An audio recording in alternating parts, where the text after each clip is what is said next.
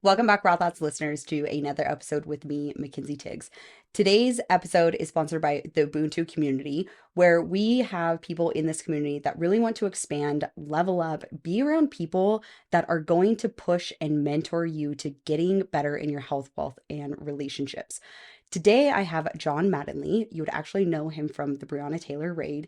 And he has been in this community, and I love that he is expanding, he's learning, and he's getting his voice out there for what actually happened. So, John, thank you so much for coming on. Thank you for having me, Mackenzie. I'm excited to be here. Yeah, absolutely. So, people know you obviously from your name, what occurred, but I want to really deep dive more into what has occurred with you through this whole situation. You've been on many podcasts where they talk about the tactics, they talk about how that day went down. Like, if you want to go on and you can listen to, by Shots Fired with Kyle and his people. There's so many news production, that you've been on, but like I want to know about you and how that has impacted your life after that situation. Good. I love talking about that as opposed to the incident. Yeah. So tell us, you have that incident.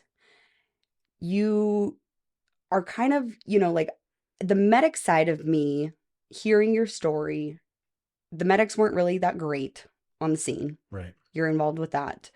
You wake up, you have all these, your lieutenant's like, well, you're not on the clock anymore, and you're like, what the hell? Yeah. But what was it when you woke up and you have your wife there and you're like, holy shit, my life is gonna be changed now? Like, Yeah. So the first thing I asked her, because I had no idea, I said, was anybody else injured in this? I knew the police weren't because I kind of on my back, I could see where everybody was, heard different voices. So I had accounted for all of them in my head. But I wasn't sure if anybody was injured inside the apartment. So when she was standing there, when I woke up, the first thing I said was anybody hurt? And she was like, yeah, it was a female. And I remember just the sinking feeling in my gut, like, oh my goodness, because I knew the female didn't shoot me. It was the taller individual, which I assumed was a male. And unfortunately, when he dove in the room, she tried to follow him in and went into crossfire. But that was probably the moment that I thought, yeah, my world's getting ready to change because ever since, Michael Brown in 2014, 2015, every police shooting that comes out now in your department, when you're reaching out to people, hey, is everybody all right? You don't say, was it a good shoot? You go, you're holding your breath going, were they black or were they white? Which is stupid. It mhm. shouldn't be that way at all. Should simply be, was it a good shoot or a bad shoot? But unfortunately, the lens that we view things through now is so obscure and so wrong. It's not good and bad or evil and good. It's just black and white, and Mhm. that's not the way it should be. So right then, I knew things were going to change. I was hoping they weren't because COVID, because it took center stage. Mhm. But eventually, it came back to what it was. Yeah.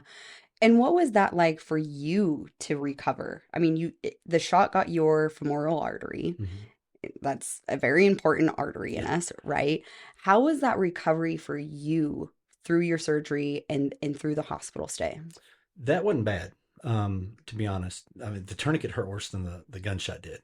It was on like 42 minutes or something like that. But the thing that I physically tried to get back as quick as I could. My wife would get mad at me. You're doing too much, because I'm moving around, I'm walking, I'm squatting, I'm trying to ride a bike, I'm trying to do all these things because I want to get back to work. Because I also told her, I said, when I go back, the first thing I'm doing is I'm going to go through a door. I'm not going to let this hold me back because it's just not in my nature. And she was like, oh, I hope you don't. And I'm like, I want to. Yeah. But obviously, circumstances outside of our control changed all that. What was that like between your guys' marriage and all of this occurring? Really bizarre because you would think, going from working 60, 70 hours a week to suddenly being 24/7, 365. I mean, we weren't apart for probably over the first year. And surprisingly, it was awesome. It was great. We thought, in my mind, I thought, oh, how's this going to go? Because you might love somebody, but being with somebody all the time, can be annoying. But I think a lot of it helped that there was such a common goal as far as keeping our family safe because we moved 7 times in one year. Wow. With all the death threats and the murder for hire taken out on us by Brown's mom, Hmm. which the good old FBI, decided the optics would look bad going after her, so they dropped the case.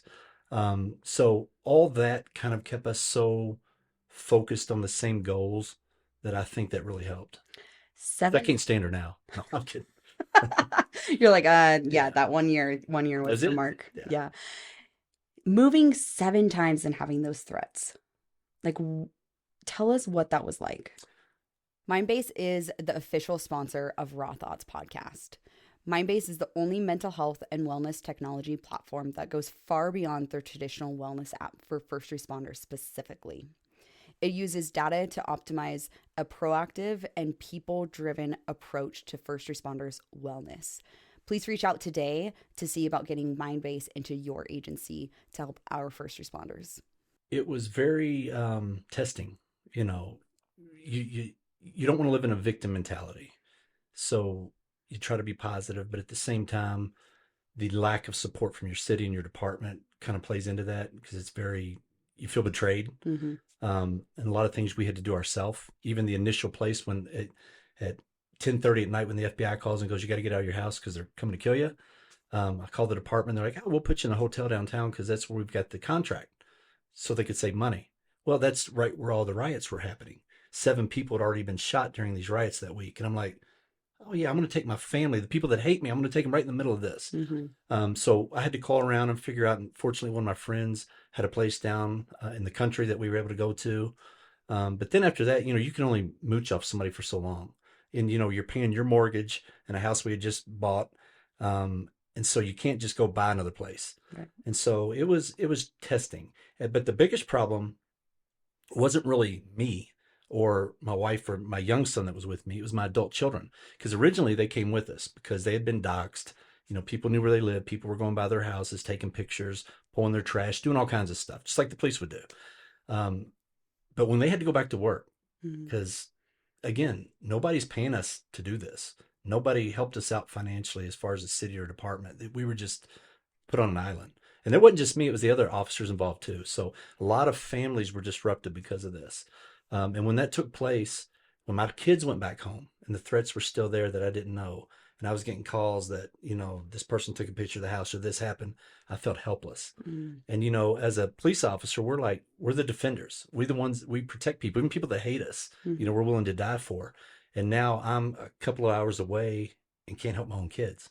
So that was the worst. How old are your kids? Now they're 27, 25, 23, and 9. Wow. Yeah. And after all of this, I mean, you're sending them home, you feel hopeless. How do you, as a family, still stay connected and fighting the good fight?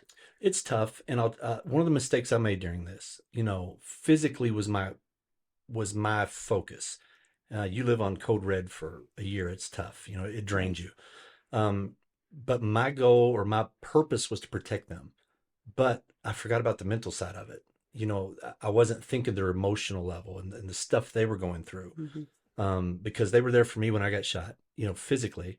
But then when all this blew up, now I'm in protection mode, full mode, and I didn't have time to. I had time. I didn't think Mm-hmm. about. I didn't have the guidance from outside. Somebody coming saying, "Hey, be aware of this. They're going to need help too, Mm-hmm. not just physically, but they're going to need that emotional help." So that was a mistake on my part, just because I'd never been through this, and again, there was no outside resources coming in going, hey, you might want to think about that. And that's one of the things I do now when I talk to people, when I go to these conferences and talk to officers. I'm like, you'll be fine. Take care of your family. Yeah. Yeah. It brings that point too of what did the department do for you mentally? Because you talk about not having that guidance, but I think so many of these departments aren't giving that guidance either for the emotional part, where the tactics and the trainings are great for shooting and for arresting people, but they don't have that mental aspect of like, hey, you're going to be okay from the blood and guts that you see and arresting people, but like mentally, this is going to take a toll on you. Yeah, man, it's a very slow, layered process over the years. You make a run of a kid dead or a family killed in a car wreck or a house fire where somebody burned alive. And all these things, while that night you might be all right or the next day you'll think about it, but eventually all those things just kind of stack up and you don't even realize it's happening. It's like the frog boiling in the water. Mm-hmm. You think everything's fine. Then all of a sudden one day you see a guy snap and you're like, man, what's wrong with him? Well, he's got some issues from all the stuff he's seen over these years. And the department wise, and I don't want to totally throw them under the bus for blame because now They were engulfed in this new thing they had never been through. Right. Nobody on that department had ever been through the type of riots that we saw in 2020. I mean, Louisville for over a year, every single day, these poor guys were having to put their gear on and go stand the front lines and have stuff thrown at them and spit. There's three of them that have been indicted and actually gone through and pled guilty on different charges from dealing with protesters. The Hmm. protesters could do whatever they wanted to the police during this time. But if they responded, they were the ones hung out to dry. So I don't want to totally put it on them, but there's definitely some shortcomings on police departments nationwide where they don't cater to that. They don't Hmm. look out for their most precious uh, entity, which is Yeah. their officers, because without good, healthy police, mentally, physically, whatever you want to say, they just they're not going to be good. You're going to have more lawsuits. You're going to have more injuries. You're going to have all these things that they just don't take into account or they don't prioritize it. With us, like most departments, we had EAP, which is decent, but you know as well as I do, Yeah. it's kind of like you're getting bottom shelf. It's like the department just checks the box. Right. And this is not to just say your department. This is a nationwide problem that we're seeing. Correct. And obviously what is striking these conversations, because there is something that we can start implementing. There are trainings that we can start giving them, like you are doing and that I'm doing, and getting in these places where it's like, hey, we know that you're going to see some really shitty things, Mm-hmm. but we're also going to help you with that because we know at some point there is going to be a breaking point. And many people think that it's the incident, right? That it's like the one incident that occurs. But like you've just explained, it's the layers upon layers upon layers. And then you have the family life, and then you have your personal life. And then now you're just talking about it. I feel like I'm drowning, Yeah. right? And so it is no discredit to your department, but I know as well as you, the EAP honestly is just dog shit. Right. What was your experience of having to go through that process of the EAP? Uncomfortable. So there came a point, probably everything blew up at the end of May, right? That's when the world just changed. But probably August, September. It may have been even after the attorney general declined to indict me. They did a partner of mine, but they didn't me. That finally, I think it was just like you know, you could breathe for once. The elephant was off the chest, and we realized let's get some help. There wasn't any outward showings of uh, anger. Well, I'll say this: we're driving one day, and everybody's got a little bit of tension when they're driving, right? You get Hmm. mad, especially as a cop. You're used to getting from here to there 100 miles an hour, and you just want to get places. Right. Even when nothing's going on, things just frustrate you. So, where we moved is a very laid back area where a lot of older people, 2-lane roads. And I grew up in the city my entire life. So everything's hectic and go, go, go. And now we're behind these cars, and I'm just like white knuckling it and I'm saying stuff. Are you kidding me? Why are they going 5 below the speed limit? I'm just going 10 over. And, all these things. And finally, one day, my wife looked at me and went, "Why are you so angry?" Mm. And I'm like, "I'm angry. I don't feel angry. I'm not mad at you. I'm not, none of this stuff." So I said, "Okay, I'll reach out and get help." So I called EAP, and it was very uncomfortable because things are still blowing up, right? And even though one of my best friends who was in my wedding is black, my son-in-law is black, I've got all these black friends. When I didn't know what the temperature of the room would be when I come across people I don't know, because I'd been villainized so bad. Picture everywhere, especially in Louisville. Hmm. Picture was everywhere every day. It didn't matter what. My kid could be watching a kid's show and the commercial would pop up for the news and there's my face. And we're like, "Oh, turn it over, turn it over." So when I called EAP, it was a black female on the other end. And I'm like, "Oh, crap. How's this going to go?" Because you just don't know. Hmm. And okay, what's your name? And you got to be honest. What's your name? What's your date of birth? What's your social? What's your story? Why are you calling us? What incident are you referring to? And I'm like, oh my goodness. So I'm telling this stranger who I don't know, I'm giving her all my vital information along with this story, not knowing how she's going to react. And she never said anything, but that was still just a weird feeling that I was so uncomfortable with, because all this is supposed to be anonymous. But I'm having to explain to the stranger everything about me. Hmm. That's not a doctor. That's not the one that's, has the privileges. So it was weird. And the fact that you're already having threats and you don't know, you know what I mean, what Oh, her yeah. experience has been through this or what her background is. I mean, that would be a great way, right? I mean, even my brain is like, Oh, yeah, that could be very easy for her to now translate that information to somebody else. Now they know all of your information again. Yeah. Like And Louisville's a big city, but it's a big small city. About 1 million people, with the outside communities. So, but it seems like everybody knows everybody. It's yeah. weird. No matter where you run into somebody you know. So that fear of, again, that information getting relayed, maybe even not intentionally. Hmm. They're talking to a friend, go, man, guess who I talked to on the phone today? That guy that's on the news all the time. Oh yeah, what'd he say?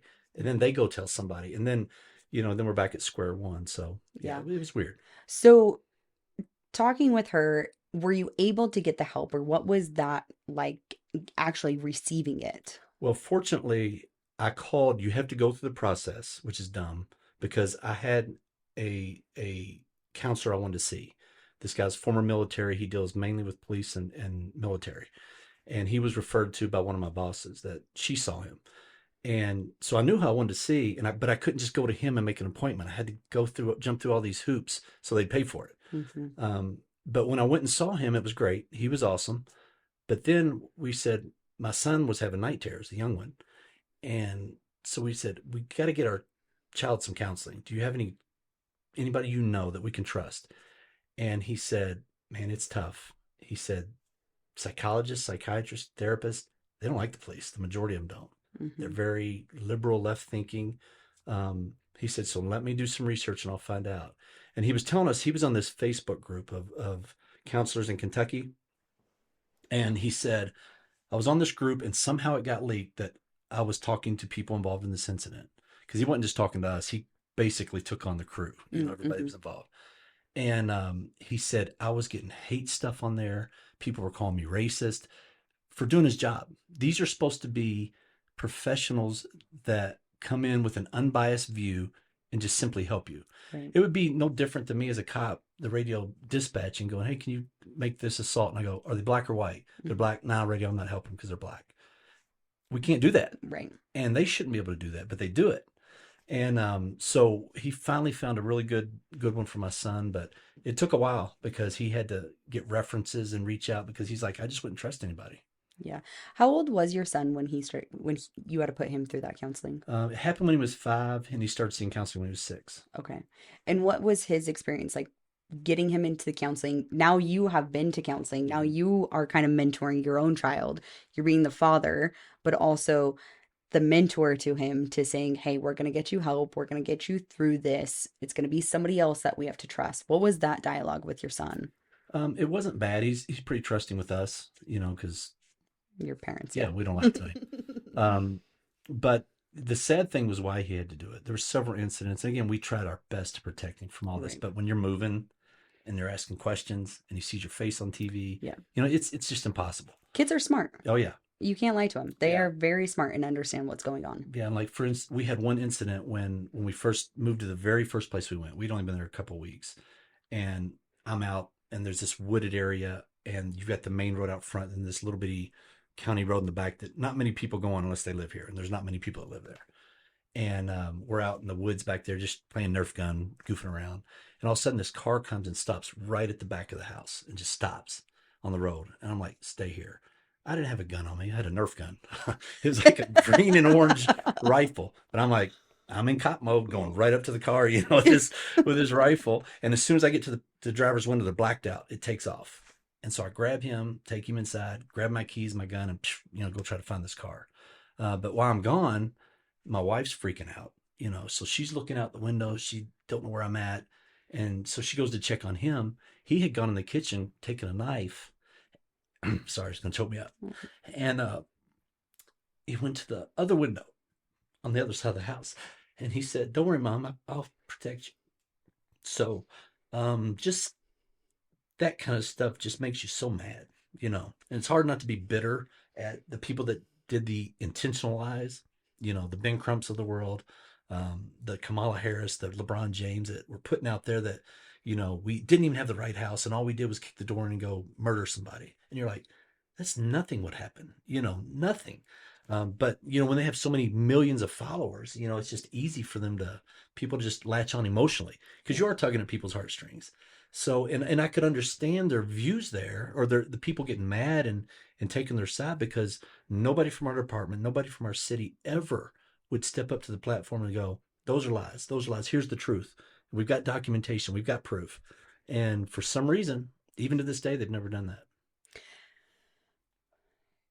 I also want to say how proud of a father you should be that your son was like, I got you, mom. Yeah. Yep. That's incredible. Yeah. And it's sad because that will be, right? People talk about the incident, but these are the longevities Mm-hmm. of the impact on your family and your son and how he's growing up and what his perspective is, right? And I could only imagine even being that young as a boy where he has to think like I need to step up too. Right. And the amazing thing is the ripple effect was so wide.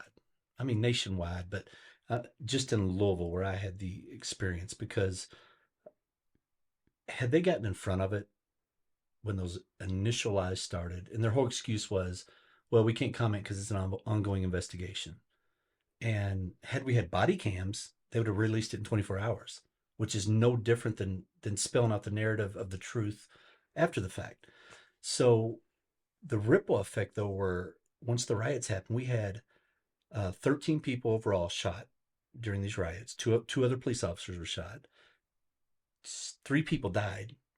One of them was just a young kid, 21, I believe, who was doing some independent journalist stuff down in the area where the city had given this block up for a year for a memorial for Breonna Taylor, for all this criminal activity to happen, and they weren't allowed to go in there. And you had U of L professors going down there, University of Louisville Mm-hmm. professors going down there on their mics chanting stuff and getting people riled up, and attorneys. And I mean, it was just bizarre. It was a weird time. But then this kid goes down there to report on stuff and he gets shot in the head. And you're like, why is the city not outraged over this? Why are the good tax-paying citizens that are law-abiding not stepping up? You had private businesses downtown that got burned, that got looted, Mm-hmm. that went bankrupt and went never coming back in business again. These are people's families' legacies. Right. Where is the outrage? Where's the outcry? And this isn't about me. This is just about humanity. Right. You know, Right. we've so much lost a sense of that it's pretty sad. And it's interesting because here you have the city allowing it to happen and not allowing policing to happen.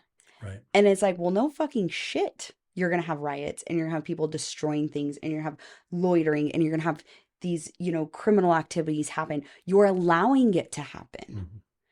And I can understand that rage where I think people are afraid to step up to the evil because they're like, well, they've already won. They're already doing it. You can't stop them. And it's like, well, they're continuing to do it because you're not stepping up. Right. I can see it being discouraging. I can see where individuals feel powerless. But when they come together, if people just realize that, if you had a coalition, if you had a group come together, pull the money resources, pull because we outnumber them. Mm-hmm. You know, we outnumber the criminals big time. But for some reason, I understand people have to go on with their normal lives. They got to provide for their family.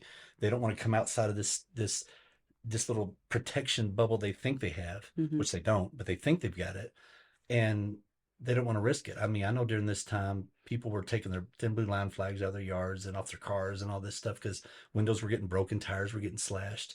And so I understand from that, if not everybody's built the same, right?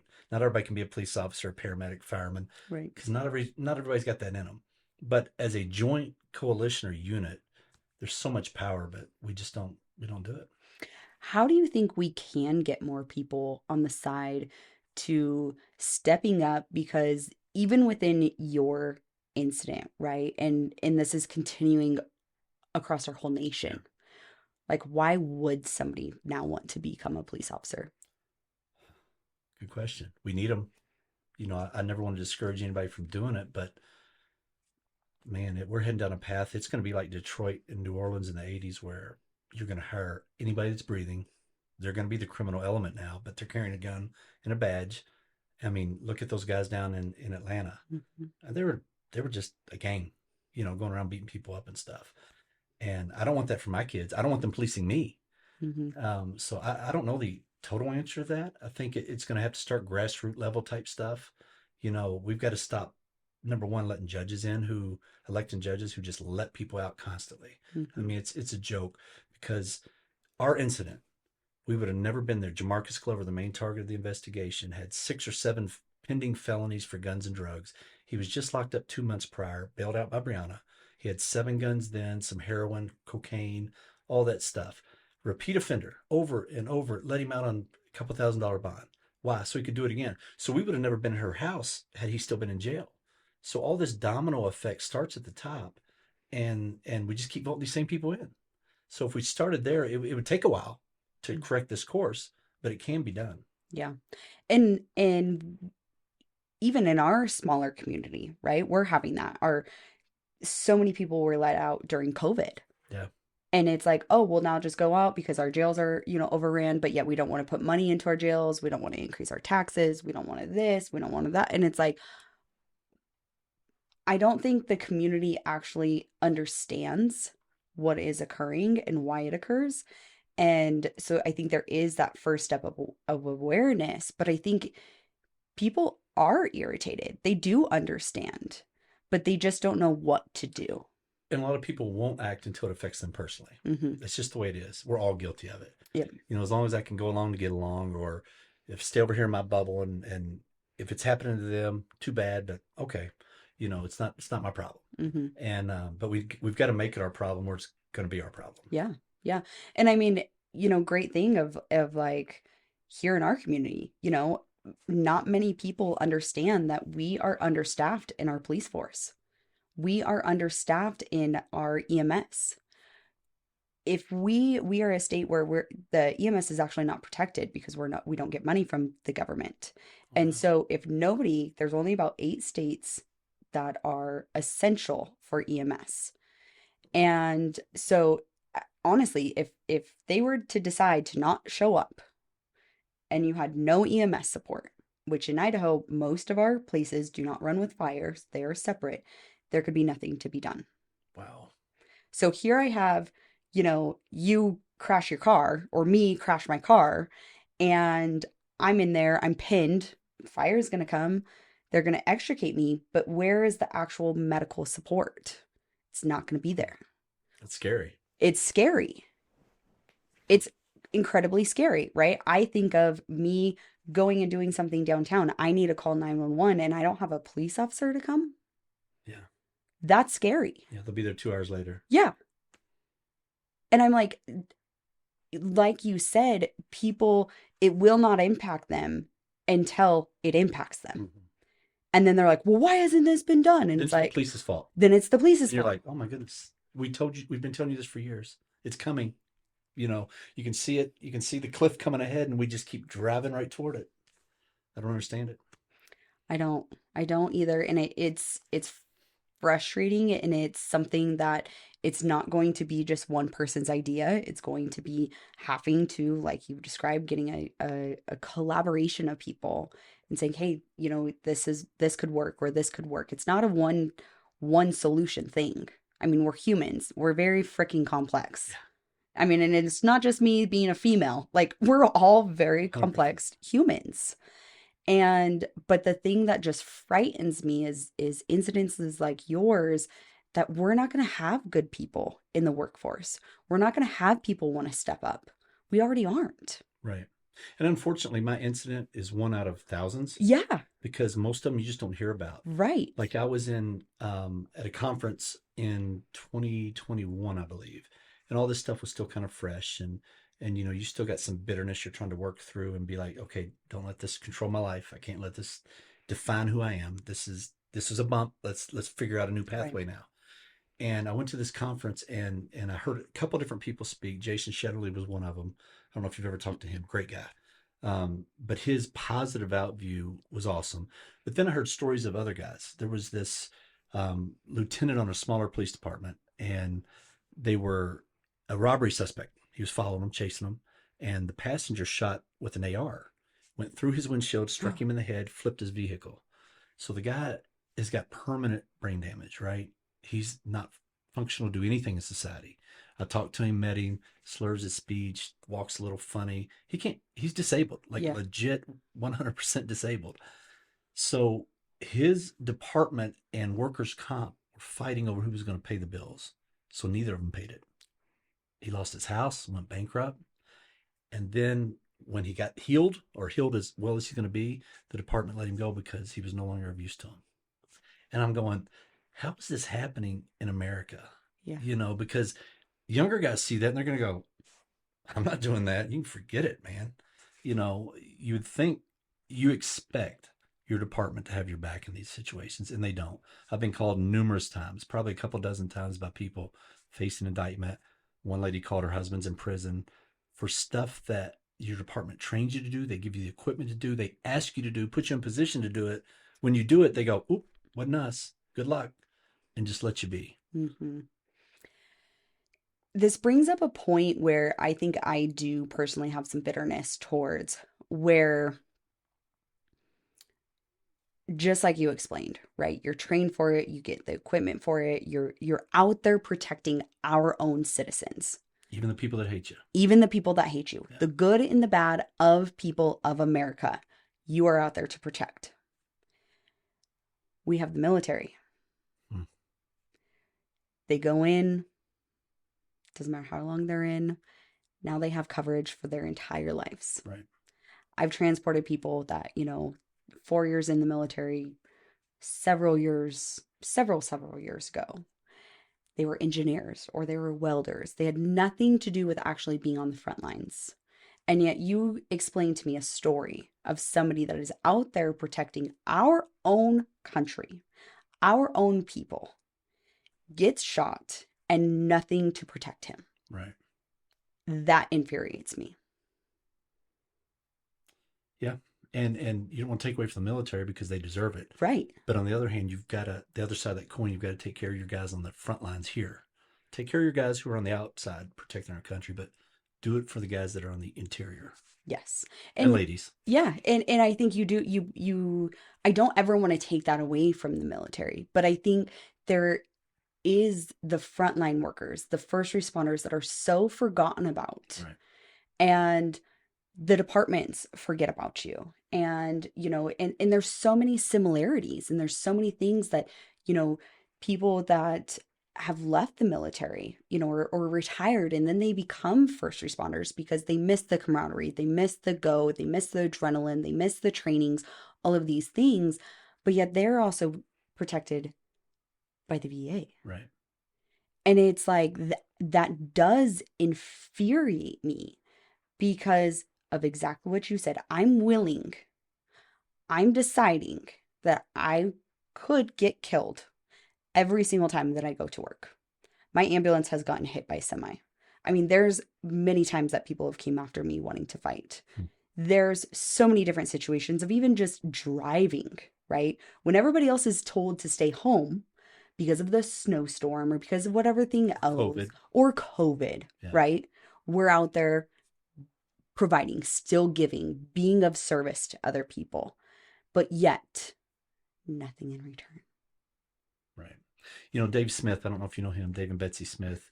Back in the day, he was the original Snapchat, Twitter cop, all that stuff. He did JD Buck Savage in the 80s, and they would record it and put it out, and he was great.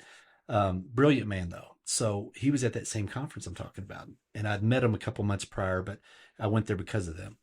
And they're kind of they call it themselves our road parents. So he was up there and he made a statement that first it took me back, and I'm like, I don't know if I agree with that. But then I was like, oh my goodness, he explained it. He said, the mistake officers make is you love your department. You can't love your department. Why would you love an inanimate object that doesn't love you back? Mm-hmm. He said, love the guys you work with, protect the guys you work with, but you're just a number in the cog, man. Yeah. When they're done with you, they're done with you. You won't be remembered a month after you retire. Mm-hmm. And I sat back, and at first, because you're proud of your badge. You're taught that in the academy. This is your department. This is something to be proud of. You walk by those mirrors the first couple months, you're looking at your uniform and go, yeah, that's me. But then it sunk in. I'm like, holy crap. Even me, after being betrayed and stabbed in the back by my department, I was still proud to be who I was. And I looked at it and went, oh man, he's right. When somebody tells you that truth that hits, and you go, I wish more guys would understand that. I remember my second FTO. he was a guy from Puerto Rico. He would always smoke a cigar or in the car. And I would always smell and go, man, it smells so good, but I didn't smoke. But they would make me hungry for whatever reason. I'm not sure what was in his cigars, but he was an old school guy. And he'd sit there and he'd go, man, and he would cuss. Motherfucker, this is just a job. This is just a job. All you young guys come out here and think you're all big DEA, narcos guys and all this stuff. This is just a job. They'll chew you up and spit you out. And I was like, man, you're just an old crusty guy. You don't know anything. But then he told me another thing. He said, the one thing you don't do on this job is lie. Mm-hmm. And that stuck with me. And even through all these different processes I've been in like this, I'm like, I'll just tell what it was. And I think he had more wisdom in that 8 weeks that I didn't realize at the time, that I look back on and go, man, I'm glad he didn't do a lot of work. He was kind of lazy, but at the same time, he instilled some stuff in me that stuck with me. That's really cool. Yeah. That's cool when you can have those mentors and people. And I think being away from it too, there's so much of like, you don't want to come across as that crusty old salty, Yeah. first responder where like, ah, you're just nobody here. But one of the things that gets battled so hard with these first responders is that you are literally just a number, right? You get a badge number. Yeah. And yet we put so much of our identity as a human being into that number. Right. And yet it's just a number. I think one of the things that really helped me during this process was early on. I don't know why I made the decision. I don't know if it was subconscious or because I came on when I was 27 and already had 3 small kids. But I said, this isn't going to be my identity. I love being a cop. I'm proud of it. But I didn't go hang out with the guys after work. The platoon parties, didn't do all that stuff. And it wasn't because I didn't want to at times, because I did. Because it looked fun. They'd post the picture like, dang, man, I wish I'd have gone to that. But I didn't encompass myself with just police. I kept my outside friends. My 95% of what we did as a couple was with non-police. Didn't want to be, just hanging out with cops. And so when this happened, while it sucked being away from the guys, I still had my entire friendship base over here to fall back on. And I think that's important, that these young guys get in the academy and they latch onto each other, and that's their entire identity. And then when something happens, and those guys have to keep on moving on with their life, you can't expect them to drop everything they're doing, their jobs, their families, their overtime, their whatever, to babysit you, because they're not going to be there. Not because they don't like you. They're just busy. They got life. But those guys that don't have that outside force, man, they start floundering in the wind and they do stupid stuff. They just do. Yeah. And I think that's so important because, one of the things that I teach these people in the academies is just that, right? You have to be able to have people outside and non-first responders to be able to connect with, to be able to have that support with, because when stuff goes awry, like you've just explained, you need them to also be there and to not have to feel like they're taking sides. Are we taking your side, or were they taking the department side? Right. And they too have to continue to keep going on. The other really important part of that is that you work with the bottom 10% of society. Right. It's not always good. We try to do our best. We try to stay positive. We try to stay optimistic. But when you are around them at work, and then now you're around them outside of work, work is the only thing that gets talked about. Well, you lose that balance in life. And everybody says the job's not going to change you, but it does. You just can't help it. Right. When, like you said, when you're around that 10, 12 hours a day, every day, you see things different. You get a little more jaded. You get less trustworthy of people. And so when you keep that, like you said, when you're away from that, you're away from it. They want to hear your cool stories and stuff. But fortunately, I was, my memory's too stupid to remember all the cool stories, because they're not as cool to you anymore after you've done it 1,000 times. You're like, it was just another day.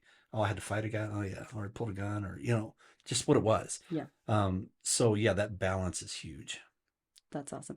How did you, during your career, I mean, obviously you had other people outside of your career, but how did you, when you come home from shift and talk with your family, what was those discussions? Because there is a lot of turmoil between the work and the family, and coming home and not wanting to share those war stories to protect your family, but there also has to be a way to be able to have these discussions with them when you do have a hard shift. Yeah, and unfortunately, again, in the academy, at least back in the day, it might be different now, is They don't. don't take work home with you. And so you just buried it, went home, act like everything was okay, even though you might be in a crappy mood and they think you're mad at them. You're not. Your mind's just trying to, flush all the crap you just saw. Um, do you know Susan Simons? I think it's under the badge. I've heard of them. Okay. Yes. So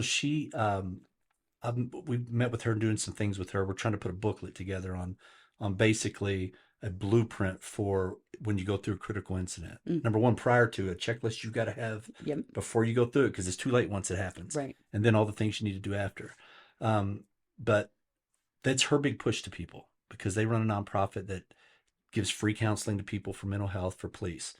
And she's like, you guys are idiots. Talk to your wives, talk to Hmm. your husbands, because they need to know what's going on in your life. Hmm. That's the whole point in a relationship. So you can counterbalance each other, help each other out, as opposed to coming home and having all this built up tension and stuff inside you and then exploding on something stupid. Hmm. Kid spills a drink and you blow up. And everybody's like, what is wrong with this dude? So yeah, it's important. Yeah. There was Michael Sergi was on and we had discussed that, and his marriage had failed after his incident as well, years later. And his wife was like, "Uh, you didn't let me in on when it was bad, so how can I help you support you now Right. when you've now I gone still through struggle with that. yeah, It's it so ingrained in you and you did it for so many years. It's hard to open up now. I right, mean, it just really is. right. I'm excited for you to be within the Ubuntu community because I get to actually coach our first responders in that community. And one thing that I teach on is about raw communication. We have this podcast called Raw Thoughts, right? But what does it actually mean? To be raw means to be real, authentic, and willing to share. And that willing to share part doesn't always have to be talking or explaining all of the details or the tactics, but it does have to mean that you are either willing to open up to your spouse, open up to your journal, open up to yourself, Mm. having that self duty to say, oh shit, like this is actually really impacting me, right? And so, teaching that within the community, there's actually an officer down in California that's still active duty, and I taught him this, right? And a couple of weeks later, I was like, "Who has an example of like this actually working?" And he goes, "Oh my gosh, my marriage is like on the mends." Wow. He said because what I opened up with was one of his retirees had gotten cancer, and that really impacted him because he was like, I'm not worried about me, in the line of duty. He's now a lieutenant. He's kind of in that office space. He's a little bit more protected. Right. He's like, I'm not worried about that. But what I am worried about is after I retire, what is the effects of stress going to have on my body that I don't realize? So he had gone home and shared with his wife, hey, like this is really affecting me because this is what I'm concerned about. And she's kind of like, you've never talked to me about this, right? Like, holy shit. But he was talking about the emotions, he was talking about the feelings where why does it impact you? Why does it pull at your heartstrings? Like, that's what spouses want to know. Right. They don't need to know the nitty gritty of the tactical responses or the medications given or this is the protocol that I use. Like, it just doesn't work, right? But they want to know, why did that call affect you? Why was it that the drowning in the lake affected you so bad? Well, I'll tell you because my family was there. When I heard it over the radio, I thought it was one of my family members, right? That's why it impacted me so much. And that was just an example of myself, but that's what your spouses want. That's Yeah. what your partners want. Yeah. They just want to see what's inside, Yeah. what you're feeling. Yeah. And you have to be willing to have that vulnerability to bring you support because hey, guess what? I can't fucking read minds. And Yeah. you can't either. Sometimes y'all expect us to. Come on now. I've had to learn the hard way, right? Yeah. I'm not perfect. I've had to learn the hard way too in relationships where I'm like, oh shit, you can't read my mind. I'm being a little bit of a bitch right now. You say that and it makes me think of something that I never even correlated together. Was every time there was a fatality or a serious injury accident that I heard come out of the radio, I'm texting my kids, where you at? You good? Mm, But so you don't even realize that stuff just, and it's all the time. Your brain never stops that protection mode. And so, yeah, I never even put the two together. yeah. Hmm. It's especially with my parents, my mom was a 911 dispatcher, my dad was a paramedic, and our our dinner table conversations were pretty rough. Like Yeah. when our friends came over, like, you guys talk about this? And I'm like, oh yeah, this is like totally normal, like Yeah. to be talking about, what was going on. But I do remember my parents, and I know that I still have that protectiveness over hearing something on the news or what's going on. And I'm like, where are you? What's going on? Even traveling, like I know our family is more protective of, hey, can you let me know when you're home? And I happened to say that to somebody the other day. I was like, hey, like we were all out for a birthday, and I was like, hey, just let me know when you get home. And they're like, why? I'll drive fine. I'm not drinking. And I was like, yeah, but what about if somebody runs a red light and hits you? Mm. And they're like, wow, I never thought about that. I'm like, that's why people want to know that you're okay.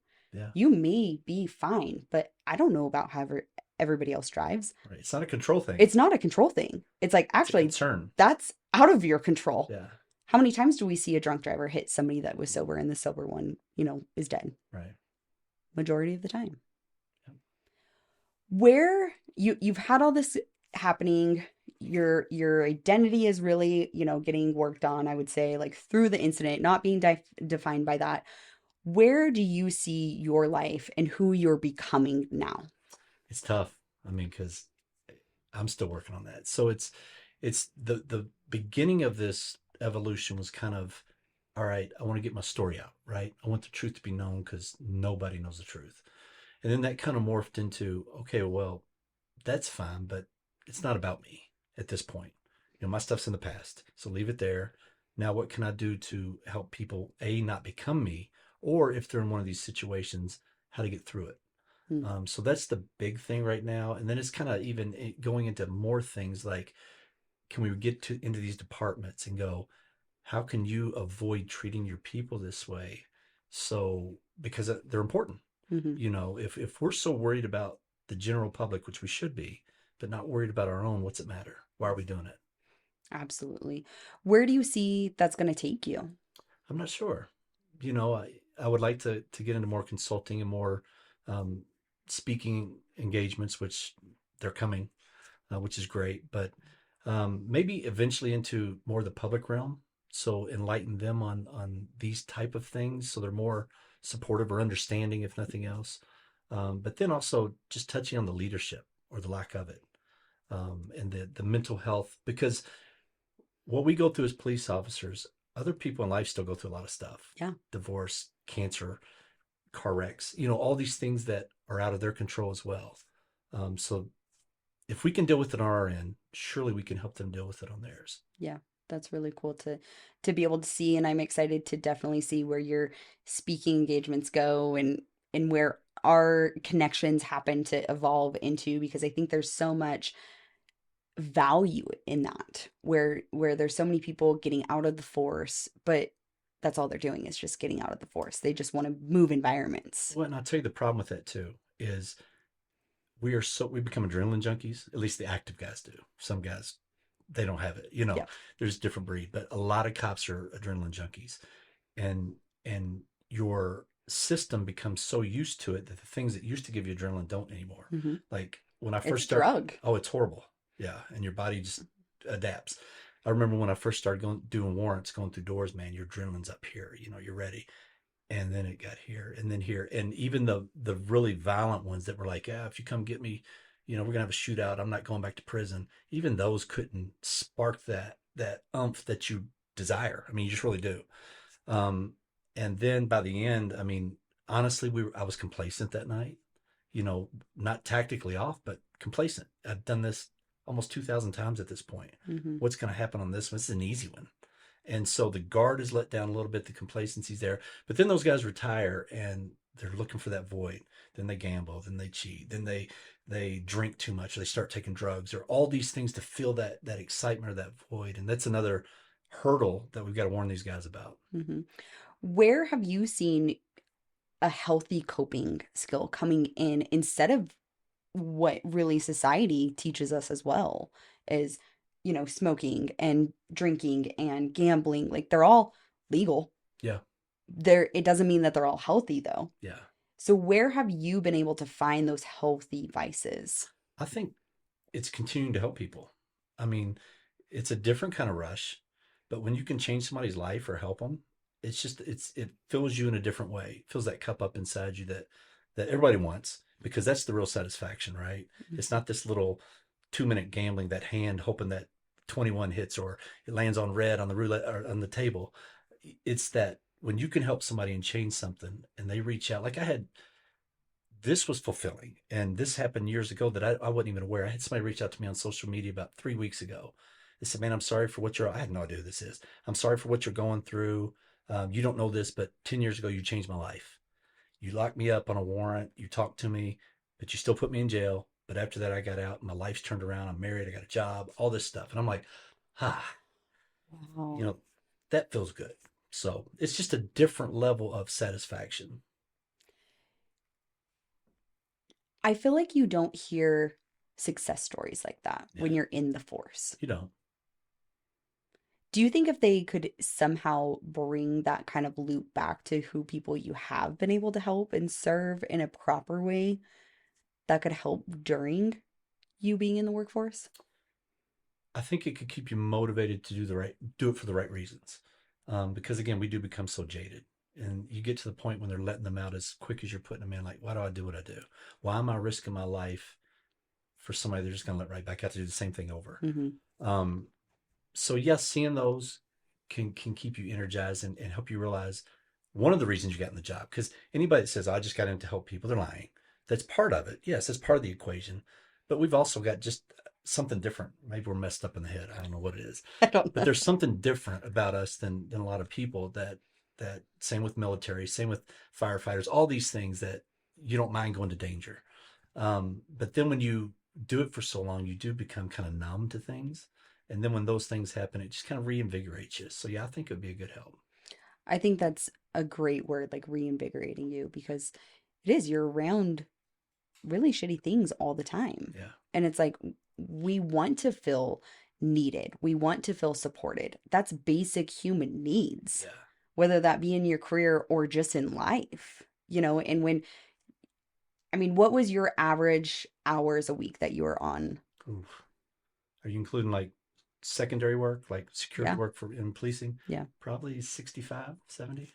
So that's consuming Yeah. the greater portion of you around negativity and in allowing that positivity to come back and to be able to refill you because in one of my recent podcasts it's like fuck happiness, like what are we really chasing for one emotion of that tiny amount, just like you talked But about. see, that's the problem. People chase happiness. Right. But if you have a purpose, then you are happy. Right, and That's it's that yeah. fulfillment. It's like when you feel fulfilled by what you're giving back to the world, that's where you're like, oh, I could keep doing this. Yeah, and that's you talk about after retirement, guys. If you don't have a purpose, then you start floating, and you're just all over the place, and nothing gets accomplished that way, and there's no peace, no happiness. No. And so many people in retirement that I have been privileged to interview, that have been stuck in that of they think that that's what they want, right? They Mm-hmm. want all of this time alone. They don't want to hear the tones anymore. They don't want to be around the hustle and bustle. And then they're around quiet. And then their thoughts start provoking. And then they're like, what the hell am I doing? And then now they're in this spiral downwards Mm-hmm. of the tank of like, what the fuck am I even actually supposed to be doing here? Right. How do you find your purpose? Well, it's different for everybody. And again, that takes some self reflection.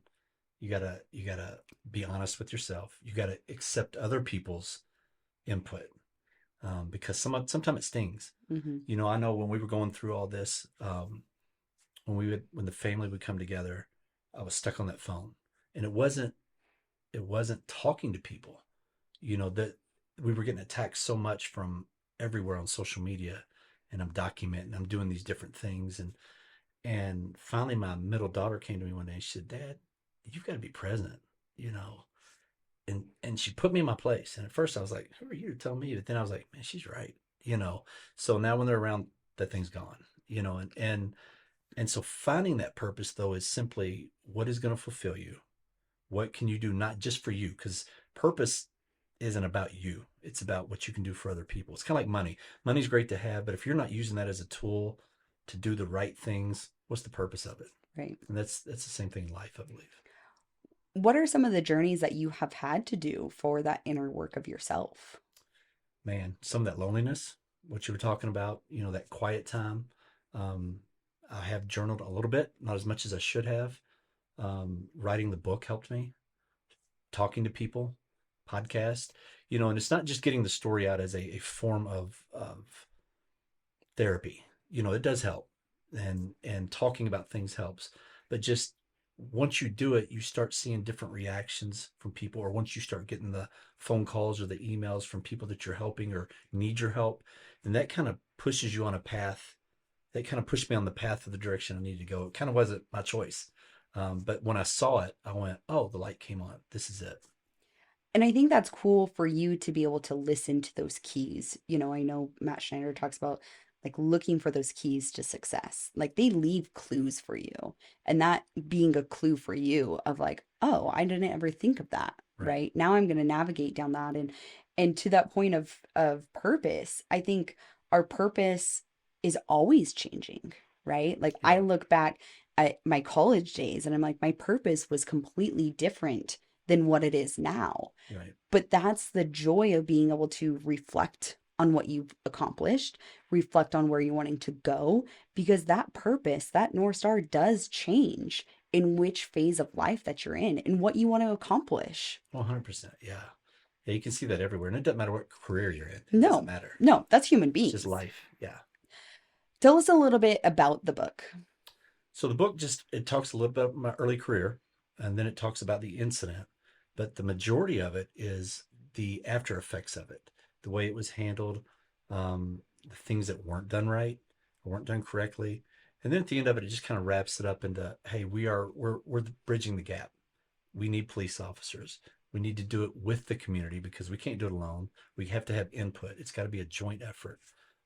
If not, like we said, if you're off just a little bit here, 10, 15 years down the road, you're way off. Hmm. And unfortunately, until we correct that course, it's kind of where we're going to be. Yeah.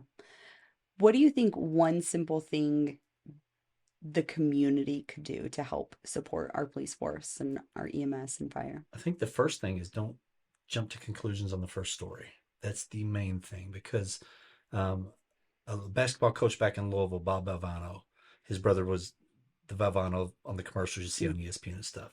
He would always say, let the cake bake. Let the cake bake. Anything in Mm-hmm. life, let the cake bake. Because when it's this mushy mess in the beginning with the eggs and the powder and the oil, it's nothing. You look at it and go, oh, who's going to eat that? But at the end, once that cake is baked, you see the finished product and then you know what it is.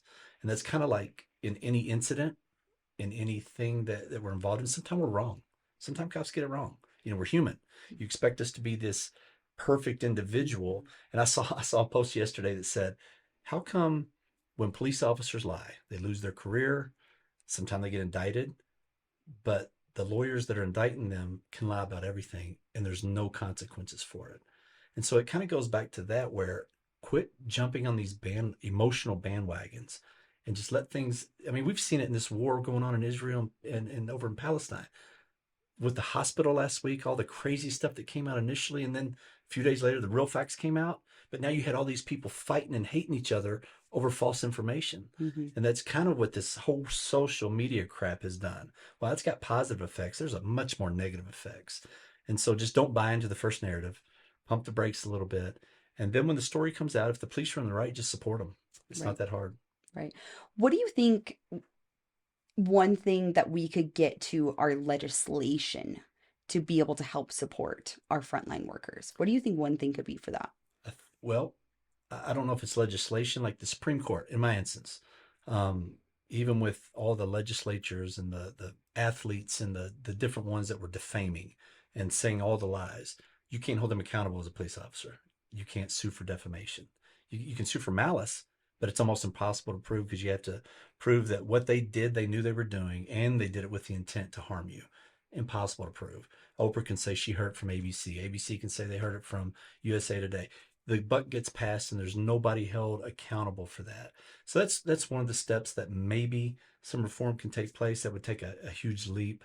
But on the local level, man, I don't know. It's because it's not about money. Hmm. You know, you can pay cops $200,000 a year, but if they're going to be villainized on everything they do, then money doesn't matter. Right. So I don't know the answer to that, honestly. That it's okay to not have the answer. That's hey, you're human. Yeah. You're human. Is there anything that I haven't asked you that you would want to tell our listeners today? No, like you said, just support the police. You don't have to back the blue blindly. I don't, because there are some bad cops. But when you do see them, thank them. It's very simple. You don't have to buy their meals. You don't have to do all that junk because that's awkward. But just say thank you. And you get some cops that'll be jerks. You go to shake their hand, they won't shake your hand. You're like, man, what's wrong with you? So I would tell the cops that too. Quit being jerks Hmm. because you're going to need the public support too. That brings up a good point. Do you think sometimes they are being jerks because of what the job is doing for them or Or against to them them, or yeah, to them? somewhat. Then you got some guys that are just a holes. I mean, they are. Yeah. This this profession draws type A personalities. Type A personalities are very strong, very opinionated. They think they're always right. So it's a fine line and balance of, you know, you don't want to have to be hugging everybody you see and, oh, I love the community, all that. But at the same time, there's got to be a mutual respect. Because if you're not going to respect the people who actually support you, why would you expect them to support you back? Yeah, absolutely. John, where can people be able to find your book? Get in touch with you on a positive aspect. I'm going to tell my Yeah. listeners, be able to support their communities. Where could they get your information from? The book is on Amazon. It's the easiest way to get it. You know, come quick and cheap. It's an easy read because it was written by a dumb cop. So, but to reach me, you can get on any of the social media platforms, and it's at Sergeant Mattingly, just SGT Mattingly. Awesome. Well, I appreciate your time, your dedication to obviously sharing your story, but more importantly, just being able to be vulnerable and share the aspects where I feel like it hasn't been touched a lot on that mental health aspect, which is a huge portion Oh yeah, of what has occurred of not only like we've talked about the tactics, but also the mental aspect to you as a human and this incident as well. So I appreciate you being able to take the time and come. You're obviously in Idaho, which I am rooting for. It's well, great to have you in thank you for the person. opportunity. I Yeah, appreciate it. absolutely, absolutely. Well, listeners, definitely catch his information in my show notes. You're able to get the book right there as well, just one click away. I would love for you guys to be able to support your local first responders, whether that be police, fire, EMS. They need your support. They need your support more than ever in times like this. We are still seeing a big war within our own communities, and one thing that we can do is be able to help support and know that they aren't alone. So thank you for another episode. Thank you, John, for coming on, and we will see you guys next week for another episode. Bye, guys.